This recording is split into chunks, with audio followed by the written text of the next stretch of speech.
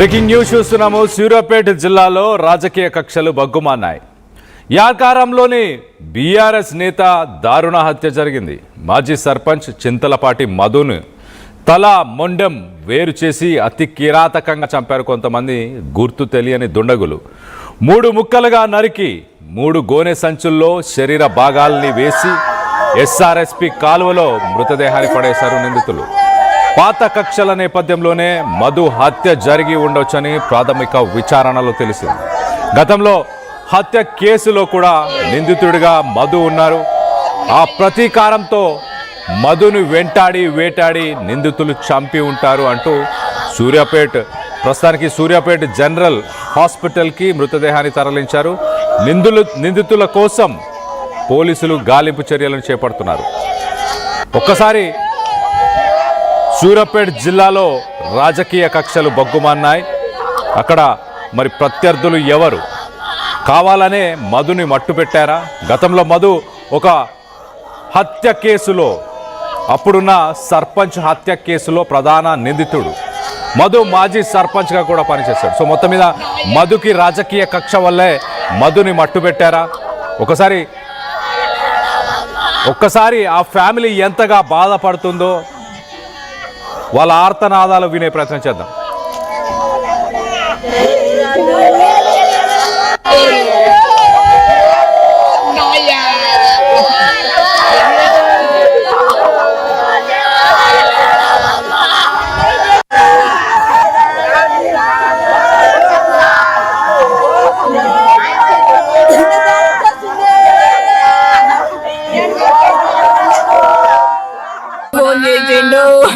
ఏడున్నావు మధు అంటే, బాబా నేను క్యాంప్ ఆఫీసులు ఉన్న బాబా అని చెప్పిండట. రామధు అని అంటే వస్తున్న బాబా అని అన్నాడంట. మళ్ళా ఫోన్ చేస్తే ఇక ఎత్తట్లేడు, ఇక వస్తాడేమో అనుకున్నాము. పంచాయతీలో ఉంటే ఎవరు ఫోన్లు ఎత్తాడు, ఫోన్ సైలెంట్ లో పెడతాడు, ఇక అసలుకే ఎత్తట్లేడు. మాయా నా బంగారము, నా బండెత్తు, నా బండెత్తు, కళ్ళ వస్తున్నాను కూడా నా బండెత్తు, నాకు ఇష్టమైన బండెత్తు, నా ప్రేమ గల్ల బండెత్తు, నా బండెత్తు ఎమ్మటే ఉంటాను.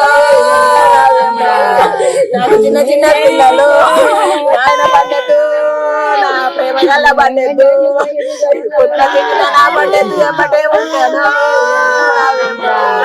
నాకు చిన్న చిన్న పిల్లలు, నా బిడ్డలేదే చట్టలేదే ఉండరు. అయ్యో దేవుని గడ్డ నాయమవుతాయో, నా భర్త ప్రాణం ఎంత తల్లడించిందో, నా బంగారము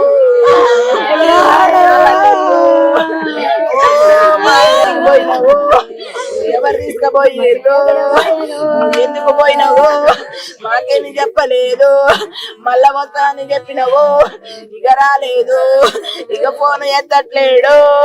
మా అయ్యా ఏమి చేతును. ఎన్ని గంటలకు తెలిసిందమ్మా నీకు? 2:30 అయింది. అక్కడికి తీసుకుపోగానే ఇదేనా చూడవే, ఇదేనా చూడవే అనంటే తన భార్య మాట్లాడుతూ క్యాంప్ ఆఫీస్ దగ్గర ఉన్నానంటూ బావకు చెప్పాడు. దాని తర్వాత వస్తున్నా కాసేపట్లో అన్నాడు. దాని తర్వాత ఫోన్ ఎత్తడం మానేశాడు. సాధారణంగా సెటిల్మెంట్స్కి వెళ్ళినప్పుడు, ఏదైనా సెటిల్మెంట్లో ఉన్నప్పుడు నా భర్త ఫోన్ ఎత్తడు అంటూ తన భార్య చెప్పుకొస్తుంది మధు భార్య. మొత్తం మీద ఫోన్ ఎత్తకపోవడం, దాని తర్వాత ఏం జరిగిందో తెలియదు కానీ మొత్తానికైతే మధుని 3 ముక్కలుగా నరికి మరి 3 గోనె సంచుల్లో వేసి ఎస్ఆర్ఎస్పి కాలువలో పడేశారు. 3 ముక్కలుగా నరికేంత ఇంత కిరాతకంగా మరి నరికి చంపాల్సిన అవసరం ఎవరికి ఉంది? అసలు ఈ ఘటన ఎప్పుడు చోటు చేసుకుంది, ఏ సమయంలో? దీనికి సంబంధించి మరింత డీటెయిల్గా మాట్లాడుకునే ప్రయత్నం చేద్దాం. ఇటు మా ప్రతినిధి అచ్యుత్ అందుబాటులో ఉన్నారు. అచ్యుత్తో మాట్లాడి తెలుసుకునే ప్రయత్నం చేద్దాం. అచ్యుత్, చెప్పండి, మధు హత్యకి సంబంధించి ఈ ఘటన ఎప్పుడు చోటు చేసుకుంది అసలు? Good morning Kalyan. సూర్యాపేట జిల్లాలో కూడా దారుణం చోటు చేసుకుందని కూడా చెప్పుకోవచ్చు. మొత్తం కూడా బీఆర్ఎస్ పార్టీకి మాజీ సర్పంచ్ భర్త మధు గతంలో ఎర్కారం సర్పంచ్ గా పనిచేసిన మధు రాత్రి అతి దారుణంగా కూడా హత్యకు గురైనటువంటి పరిస్థితి కనపడుతుంది. మొత్తం కూడా ఈ హత్య ఎవరైతే అంటే ఎర్కారం మధు ఉన్నాడో, ఎర్కారం మధు గతంలో ఒక ఆ మర్డర్ కేసులో నిందితుడిగా ఉన్నాడు. నిందితుడిగా ఉన్న క్రమంలో కూడా అప్పటి నుంచి కూడా ఇతని మీద స్కెచ్ వేసినట్టు కూడా తెలుస్తుంది. పోలీసులు అనుమానిస్తున్న పరిస్థితి కనపడుతుంది.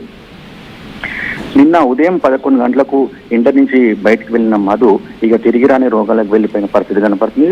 ఆ భార్య ఎన్నిసార్లు ఫోన్ చేసినా కూడా 2 సార్లు ఫోన్ చేస్తే ఫోన్ ఎత్తి మాట్లాడేండు. ఆ రాత్రి 9 గంటల ప్రాంతంలో ఫోన్ చేస్తే ఫోన్ రాకపోవడంతో కూడా ఈమెకు అనుమానం వచ్చి సూర్యాపేట పోలీస్ స్టేషన్ లో ఫిర్యాదు చేసింది. మా భర్త మిస్సింగ్ అయ్యాడని ఫిర్యాదు చేసింది. ఆ ఫిర్యాదు చేసిన నేపథ్యంలో పోలీసులు గాలింపు ఎప్పుడైతే ఫిర్యాదు చేసిన తర్వాత కూడా పోలీసులు గాలింపు చర్యలు చేపట్టారు. రాత్రి 11:30 ప్రాంతంలో కూడా ఇదే ఎర్కారం గ్రామ స్టేజ్ వద్ద అతి దారుణం కూడా చంపి గోనె సంచులు మూట కట్టి కూడా కాల్వలో పడేసిన పరిస్థితి కనపడుతుంది. కుటుంబ సభ్యులు మాత్రం కన్నీరు మున్నీరుగా విలిపిస్తున్నారు. మొత్తం కూడా ఈ హత్యకు, నా భర్త హత్యకు కాంగ్రెస్ పార్టీ నాయకులే కారణమని కూడా చెప్తున్నారు. గతంలో 7 సంవత్సరాల నుంచి కూడా నా భర్త మీద స్కెచ్ చేశారు. ఆ స్కెచ్ చేసి కూడా హత్య చేశారని కూడా చెప్తున్నారు. మేము 7 సంవత్సరాల నుంచి ఎర్కార గ్రామం నుంచి సూర్యాపేట గ్రామానికి వచ్చి సూర్యాపేటలోనే నివసిస్తున్నాము.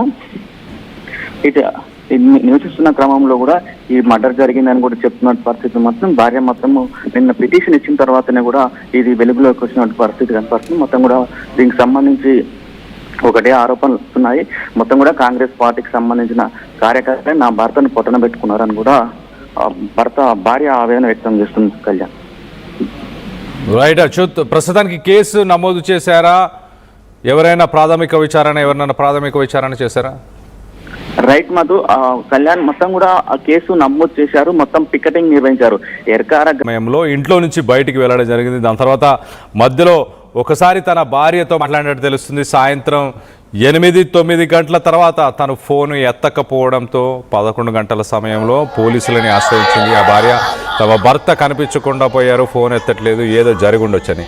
ఉదయానికల్లా చూస్తే మధుని 3 ముక్కలుగా నరికి మరి ఎస్ఆర్ఎస్పి కెనాల్లో పారేశారు. ఎంత కిరాతకంగా! తనని ఆ దుండగులు ఎక్కడికైనా పిలిచారా? తనని ఎక్కడికైనా తీసుకెళ్లారా? మరి బలవంతంగా తీసుకెళ్లే ప్రయత్నం చేశారా? సాధారణంగా ఎక్కడైనా మాట్లాడడానికి మధు వెళ్తే, ఆయన సెటిల్మెంట్స్కి మాట్లాడడానికి వెళ్తే సాధారణంగా ఫోన్లు ఎత్తడు ఆ సమయంలో అంటూ భార్య చెప్పుకొచ్చింది. సో పాత కక్షలో ఒకసారి మనం చూస్తే మధు ప్రధాన నిందితుడిగా గతంలో ఉన్న ఒక సర్పంచ్ హత్య కేసులో నిందితుడిగా ఉన్నట్టు కూడా తెలుస్తుంది. మరి కాంగ్రెస్ పార్టీకి